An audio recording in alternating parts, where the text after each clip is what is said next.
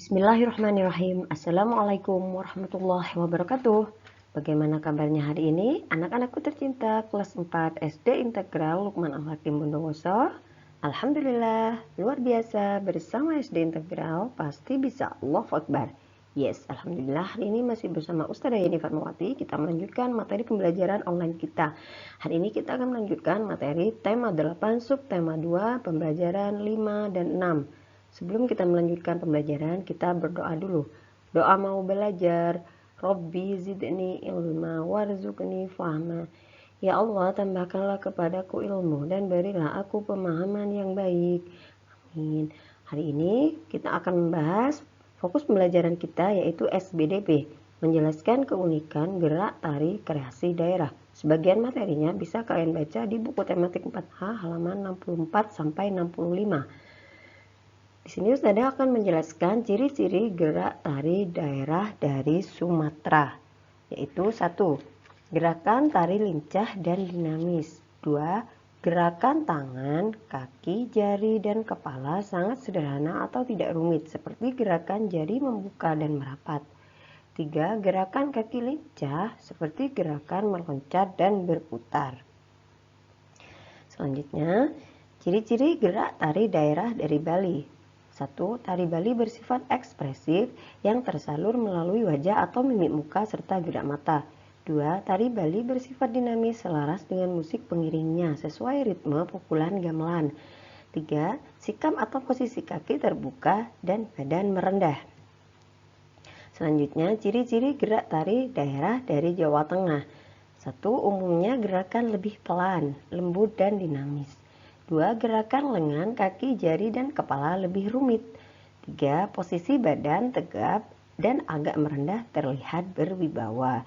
Nah, itu ciri-ciri gerak tari daerah dari Sumatera, Bali, dan Jawa Tengah. Nah, contoh tariannya sudah kita bahas pada materi yang sebelumnya. Silahkan kalian pelajari kembali. Baik, kita lanjutkan fokus pembelajaran selanjutnya, yaitu bahasa Indonesia. Menjelaskan tokoh-tokoh dalam teks fiksi. Di tema ini, jenis teks yang kita pelajari adalah teks fiksi. Macam-macamnya sudah saya jelaskan di subtema 1. Nah, hari ini kalian silahkan baca teks yang berjudul Ni Timun Mas dan I Lantang Hidung di buku paket halaman 66 sampai 67. Setelah kalian membaca cerita atau dongeng tersebut, silahkan kalian jawab pertanyaan di halaman 67. Di situ ada 5 pertanyaan. Nah, hari ini Ustazah akan membahas tentang pertanyaan tersebut. Silahkan kalian tulis contoh jawabannya sebagai bahan pembelajaran. 1. Siapakah tokoh-tokoh dalam cerita tersebut? Jawabannya seorang ibu, anak perempuan, dan raksasa. 2. Bagaimanakah karakter setiap tokoh? Nah, kita sebutkan di situ contoh karakternya: ibu, rajin, baik hati, penyayang. Anak perempuan, penyayang, baik hati. Raksasa, jahat, penipu, rakus. Pertanyaan ketiga, di manakah latar tempat cerita tersebut? Latar tempat di daerah pedesaan yang sunyi, berjauhan dengan tetangga. 4. Apakah pesan moral yang dapat diambil dari cerita Ni Timun Mas dan I Lantang Hidung? Di sini Ustazah berikan contoh pesan moralnya, yaitu kita tidak boleh mengancam dan berlaku jahat kepada orang lain karena kita akan memperoleh hukuman yang setimpal. Dalam cerita tersebut, raksasa yang sangat jahat mendapat hukuman akibat ingin membunuh Ni Timun Mas. Pertanyaan kelima, buatlah akhir cerita yang berbeda untuk kisah Ni Timun Mas. Gunakan imajinasimu dalam membuat karangan. Nah, di sini Ustazah berikan contoh akhir cerita. Jika kalian mempunyai jawaban yang lain, bisa memakai jawaban kalian. Yaitu semua binatang yang merasa iba kepada ibu Ni Timun Mas membantunya menyelamatkan Ni Timun Mas dari tangan raksasa jahat itu. Akhirnya Ni Timun Mas dapat pulang ke rumahnya dengan selamat dan bertemu dengan ibunya. Nah, ini pembahasan untuk teks yang berjudul Ni Timun Mas dan I Lantang Hidung. Selanjutnya kita akan membahas tentang teks yang berjudul Asal-Usul Candi Prambanan. Silahkan kalian baca teksnya di buku paket 4H halaman 69 sampai 70. Nah, setelah itu kita akan membahas pertanyaan di halaman 71. Kita akan bahas bersama seperti tadi. 1. Siapakah tokoh-tokoh dalam cerita tersebut? Ini contoh jawaban dari Ustazah, silahkan kalian tulis sebagai bahan pembelajaran. Prabu Baka, Roro Jonggrang, Bandung Bondowoso.